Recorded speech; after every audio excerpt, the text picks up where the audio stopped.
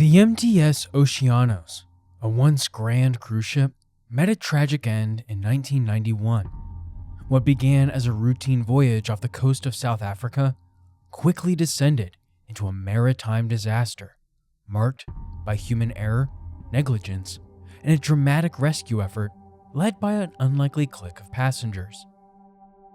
As the Oceanos succumbed to the relentless forces of nature, a stark contrast emerged between the heroic actions of its crew members and the failures of its leadership. The ship's sinking serves as a stark reminder of the unforgiving nature of the deep blue and what happens when those without empathy are allowed to command a vessel filled to the brim with humanity. For Maritime Mishaps, this is the story of the sinking of the Oceanos.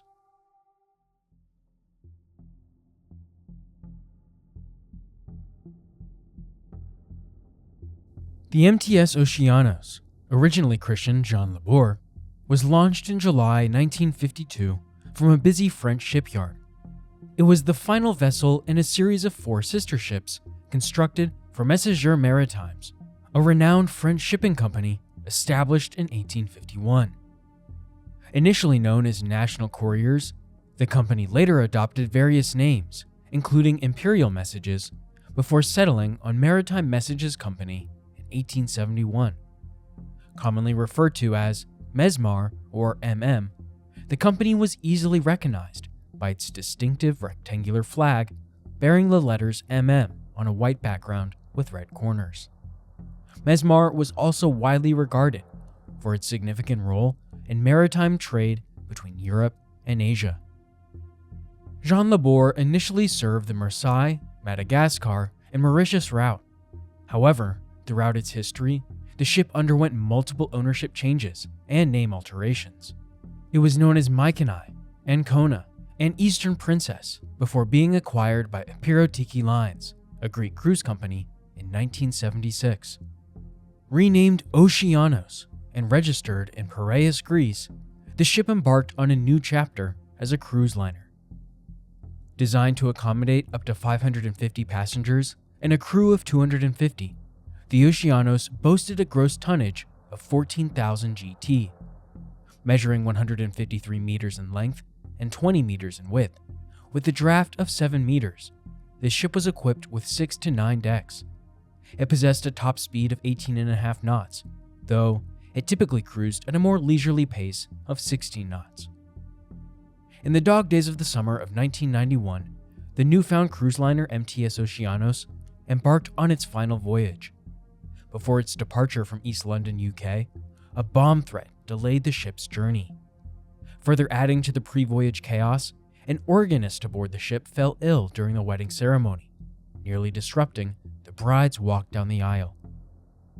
Despite these initial setbacks, the Oceanos, chartered by TFC Tours, finally set sail from East London, South Africa on August 3, 1991, bound for Durban. At the helm was Captain Yannis Avranas, a seasoned mariner with 3 decades of experience at sea and 2 decades as an officer. The Oceanos faced harsh conditions during its journey, with 40-knot winds and towering 30-foot waves. Due to the rough seas, the traditional sail-away celebration was moved indoors to the Four Seasons Lounge. Many passengers opted to remain in their cabins, seeking refuge from the turbulent conditions. As the evening progressed, the weather worsened, leading to various dining mishaps. Plates and glasses slipped from waiters' hands, crashing onto the carpet, casting a sense of foreboding over the voyage. Despite these ominous signs, most passengers and crew remained unconcerned, as the Oceanos had weathered rough seas in the past. Beneath the surface, however, serious issues lurked. Maintenance work on the ship's waste system had been left incomplete, leaving essential ventilation pipes and non-return valves unrepaired. To make matters worse, a 10-inch gap in the bulkhead separating the engine room and the sewage tank remained exposed. As powerful waves pounded the hull, this gap gave way, allowing seawater to flood the compartment.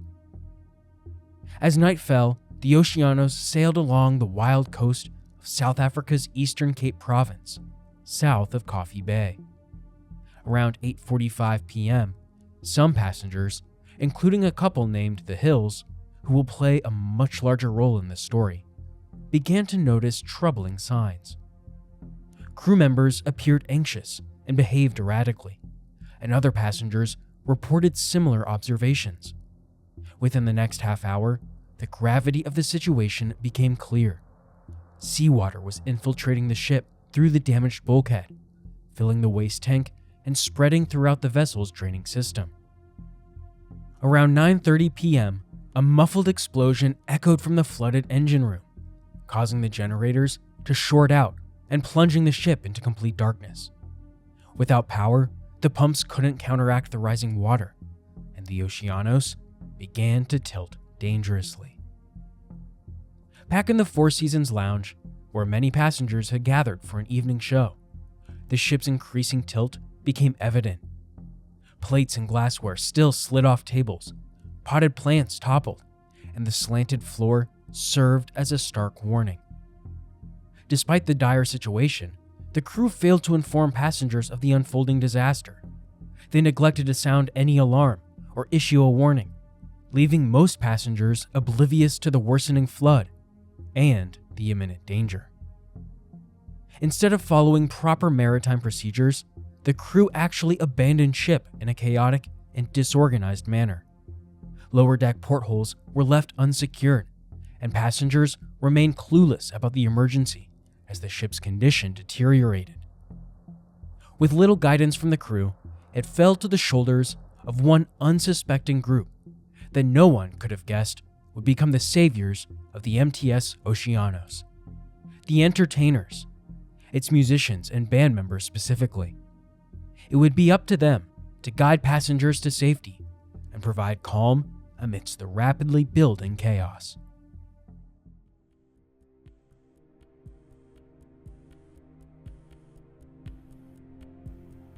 As the luxury cruise liner Oceanos battled increasingly severe weather off the South African coast, musician Moss Hills, along with his fellow entertainers, found themselves thrust into an unexpected role as lifesavers.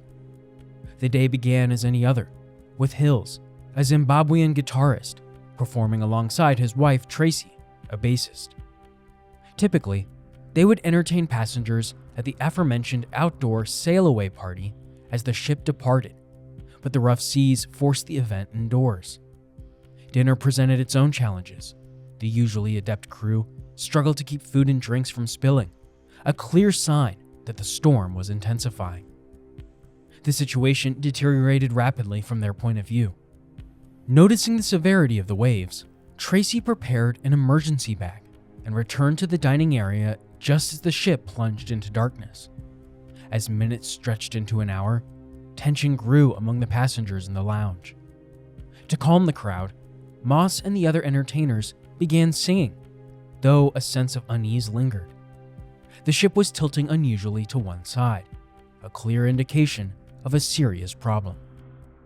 Determined to investigate, Moss and his colleague Julian, a British magician and talented bassist, ventured below deck, navigating the darkness and the ship's rolling motion. What they discovered was shocking. Crew members were in disarray, visibly panicked, some already donning life jackets and drenched in seawater. Upon reaching the engine room, Moss observed the thick metal doors, critical barriers designed to prevent water from flooding other parts of the ship, firmly shut. Yet, he could hear the ominous sound of water sloshing behind them. Then, he made a disturbing discovery. A lifeboat, intended for emergencies only, had already begun launching with several senior officers on board. It appeared that the captain and crew were abandoning ship. With no guidance from the officers, Moss, his wife Tracy, and the other entertainers took the initiative. Despite having no formal training in launching lifeboats, they managed to lower several from the ship's starboard side. This task proved perilous as the ship heaved in the waves. Moss positioned himself precariously between the deck and the lifeboat, jumping back onto the ship each time a wave pushed the lifeboat away, then hopping back to steady it as people climbed aboard. With up to 90 people crammed into each lifeboat, some terrified and screaming, Moss watched helplessly as the boats drifted into the dark sea, lacking engines or a clear plan. As the Oceanos continued to flood, tilting further to one side, launching lifeboats from the port side became nearly impossible. In desperation, Moss and the remaining rescuers sought refuge on the ship's bridge, expecting to find the captain and senior officers. However, the bridge was deserted. Dazed and confused, Moss attempted to operate the radio and sent out a mayday call, explaining the ship's dire situation and the hundreds of people still aboard. When asked for the ship's coordinates, Moss realized his limitations as a musician, not a seasoned officer. Assistance finally arrived in the form of 2 nearby vessels, which relayed Oceanos' coordinates to South African authorities. Despite Moss's plea, the absent captain, whom Moss later found in shock, was unable to assist. As the storm raged on, the entertainers clung to hope for timely rescue. 3 hours later, the first rescue helicopter appeared, hovering above the deck. Navy divers descended and began training Moss and Tracy in the basics of helicopter airlifts, including securing harnesses to prevent people from falling into the sea. As they guided people onto the helicopters, the wind occasionally pushed them against the ship, adding to the danger. Yet, with each trip, the helicopters managed to carry 12 more people to safety, shuttling back and forth in the early morning light. As the last few passengers were airlifted, Moss and Tracy finally secured themselves in the harnesses and left the sinking Oceanos. Hovering above the vessel, Moss witnessed the extent of the ship's submersion. When they touched down, relieved passengers ran toward them, singing, cheering, and embracing their rescuers. The emotional weight of the night overwhelmed Moss, and he broke down in tears. As the clock ticked past midnight and the calendar flipped to August 4th, 1991, about 45 minutes after the final evacuation, the Oceanos succumbed to the ocean's relentless pull.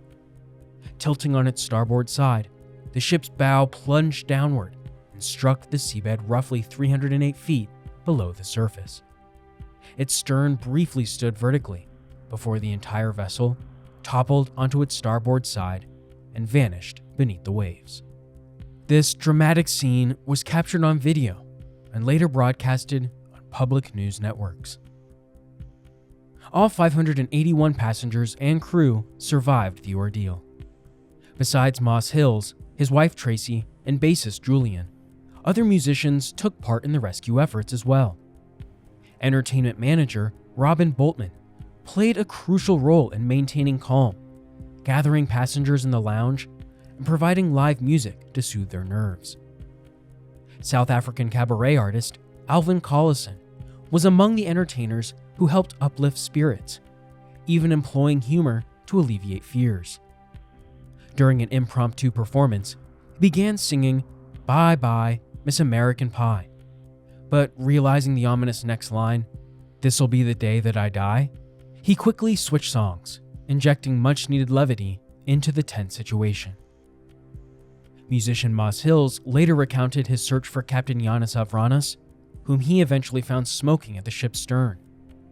Hills believed the captain was in a state of shock, a sentiment supported by reports that the captain had insisted on being among the first to be airlifted ashore.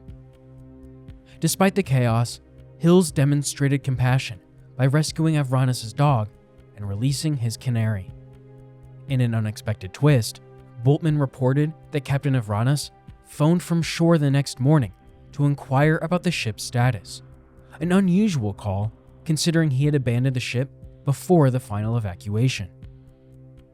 The sinking of Oceanos became infamous not only for the chaos and heroics of those who remained to help, but also for the alleged abandonment by its captain. Yet the entertainers on board became the real leaders, transforming a night of terror into a tale of resilience and unity.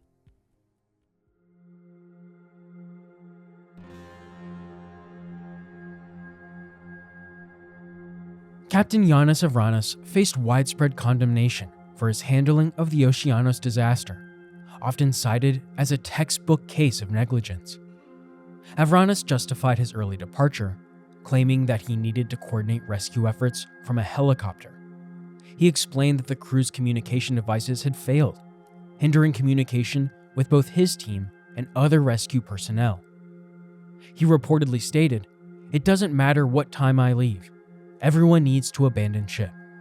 If some people choose to stay, that's their choice." In 1992, a Greek inquiry board found Avranos and 5 other officers guilty of negligence for abandoning ship without aiding passengers. The Oceanos wreck now rests at a depth of approximately 302 to 318 feet, about 3 miles off the coast.